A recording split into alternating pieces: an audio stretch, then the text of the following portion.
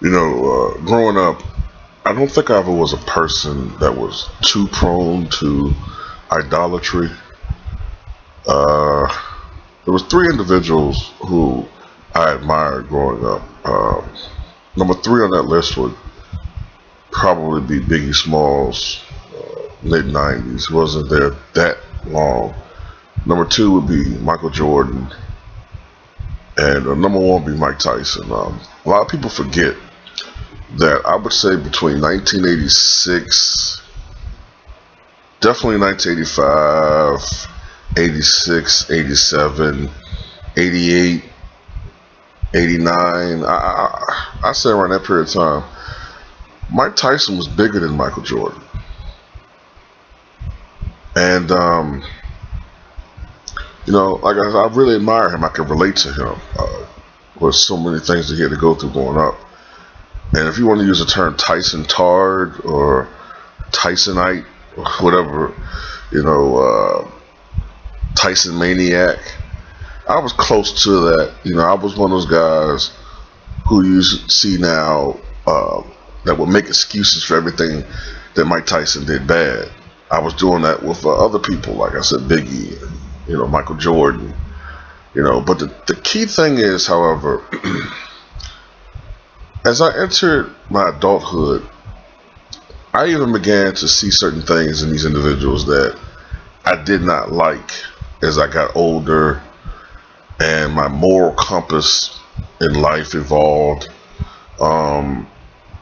Even though I think personally that Notorious B.I.G. Biggie Smalls is arguably the greatest lyricist of all time. It's debatable. That's just my personal opinion. I completely understand someone thinks other people are better lyricists. Big L, Big Pun was fucking amazing. There's different other lyrical heavyweights out there even before that era.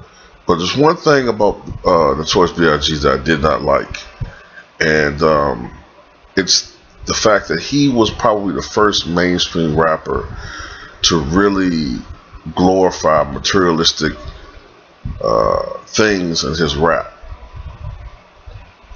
And that he kind of started that, whether you want to say it was Puffy that influenced him to do that, and whatever. I mean, still, Biggie Smalls was one of the first rappers to really glorify materialism and hedonism, and it kind of has been a slippery slope ever since. That's, to me, is one of the negative traits in his legacy.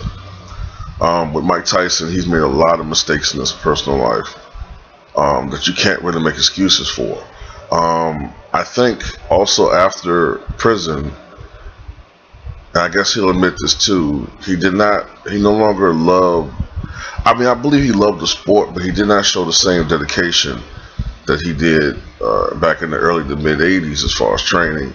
He never was the same fighter. He was getting by on what skills he had left, which were eroding year by year, and his punching power.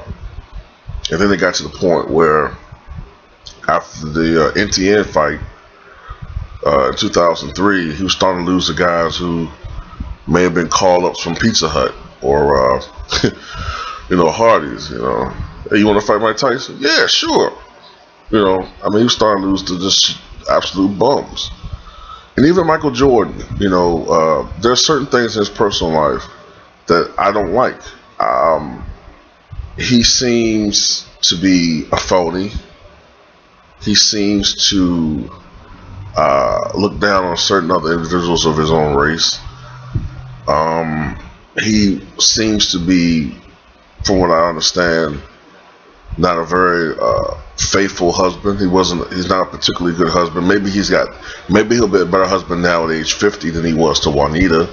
But from what I can understand, he wasn't the best husband outside of financial support. He wasn't a good teammate. Particularly earlier in his career, he was a brilliant individual basketball player, but sometimes he could be an asshole. But it doesn't take away from the fact that he's the greatest player of all time. Now, why am I talking about all this stuff? It's because I don't understand how you have fans now of a particular athlete And I'm not gonna, Floyd Mayweather. It just boggles my mind that if you say anything negative about him, you're labeled a hater. Constructive criticism is a good thing. Constructive criticism inspires people to be better than what they are. It also, people themselves usually don't see the flaws that other people are seeing. I always welcome constructive criticism in my own personal life. Even here on YouTube, I interact with people and ask them, hey man, there's certain things, that I could work on, da da da. It helps to make you better. You know what I'm saying? Or inspire to be better. There's a difference between constructive criticism and hating. A person who hates cannot find anything positive about anything or anybody. And they're usually driven by jealousy, low self-esteem. It's a constant bashing. There's a complete difference. And I think, I would think most people can know the difference between those two things. And anyway, if you really care about someone, you must criticize them. To be honest with you, if you love that person, if you truly love that person and admire that person, and you see something in that person that you don't like, or something that you know could be better, you would bring that to that person's attention. If you had a brother who was married and had a wonderful wife, wonderful family, but he kept stepping out, doing whatever, on a constant basis, putting his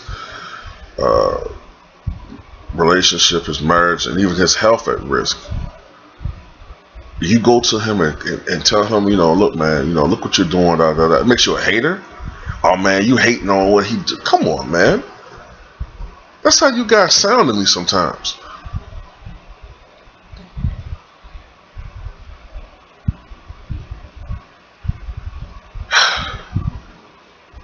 I don't really talk about boxing that much on my channel because it's not my expertise as far as like sports. I'm more into the historic aspect of boxing. But I don't think Floyd Mayweather is the greatest boxer of all time. He may be the most, I think he's probably the greatest defensive fighter of all time.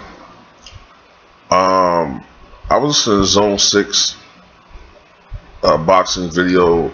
It's got the name of the video, but he made it, I think it was earlier this week, and I agree with him. Mayweather has some deficiencies offensively, particularly as he's gone up in weight.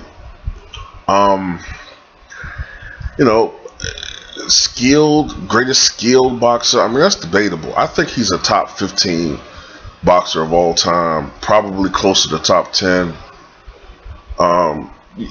I have a hard time seeing, some people say they can't put him in the top 20. It is what it is. Everyone has their different opinions. But Floyd has done some things that are very, very, they're open to criticism. He has ducked a lot of fighters. In particular, two people come to mind. Paul Williams and Antonio Margarita. And no one can tell me that pre-Shane Mosley Margarita, Floyd was scared to death of that guy. He wanted no parts of Margarita. To me, Muhammad Ali is the most influential boxer of all time. Sugar Robinson may be the GOAT. Muhammad Ali is the most inspirational boxer of all time. Influential. And perhaps inspirational boxer of all time. Influential, I say that because I think that he inspired many young men. Lennox Lewis, for example, other individuals, Roy Jones. He inspired many individuals to become boxers. Now you take into account that Muhammad Ali boxed for a little over 20 years, I believe. I think he turned pro 1961, I think it was, 1962. and he boxed until 1981, last match against Trevor Berbick. Some people mistakenly believe his last match was Larry Holmes. It was Trevor Berbick. And he really became into prominence around 1963, 1964. And you take those individuals born in the late 50s all the way into the early 1980s when he left the scene. Most of those young black men were influenced by Muhammad Ali to get into boxing. I think he's directly responsible for the rise in boxing from the 1960s all the way into the 1990s. You understand what I'm saying? Muhammad Ali, a lot of you guys don't understand just how popular this man was. He is the most popular sports figure in our history. More popular than Michael Jordan, more popular than Babe Ruth, more popular than Joe Louis, more popular than anybody you can think of. In the 1970s, the world population was a little over 4 billion. And when Muhammad Ali fought, 2 billion people in the world watched him fight. Some people didn't even know anything about boxing whatsoever, and they watched this guy fight. So I have a hard time someone comparing Ali's legacy to Floyd Mayweather's legacy. When it comes to legacy-wise, there's no comparison whatsoever, none. Now, you know, to the extreme Floyd Mayweather fans, my personal advice to you guys is learn the sport, read about it, learn about fighters before this era, take things into consideration, learn to be more flexible in your thinking processes and stop looking at everything as black and white. Stop looking at guys who fought in the 50s and looking at their records and thinking they're bums because looking at the records. You got to take a lot of different things into consideration. You got to take into account the fact that a lot of these guys fought very frequently. You also have to take into account, this is something else I want to state about Sugar Ray Robinson. He lost. I believe his record was something like 173 wins, 19 losses. I can't remember whether he had any draws or not. But of his 19 losses, 13 of them came in the 1960s when he was already 40 years old. All right. Some of his losses, including the one to I believe his name was Tiger Jones, 1955. Some of those losses are question marks because when Sugar Ray Robinson fought in the 40s, in his heyday, early 1950s, he was above the reach of the mafia. He was such a big star that he didn't need them to succeed. In the 1950s, the mafia's strength in boxing probably grew. And when Sugar Ray Robinson came out of retirement, he had to kind of go up the ranks again. And that's when he was susceptible to the mafia. We don't know, and I truly suspect that he threw a lot of those fights that he lost. I truly suspect it. You know, he would lose and come back and win convincingly, then he would lose and then he would come back and win convincingly, you know, draw up the box office, you know, against different guys. You know, I strongly suspect from research that he threw a lot of those fights.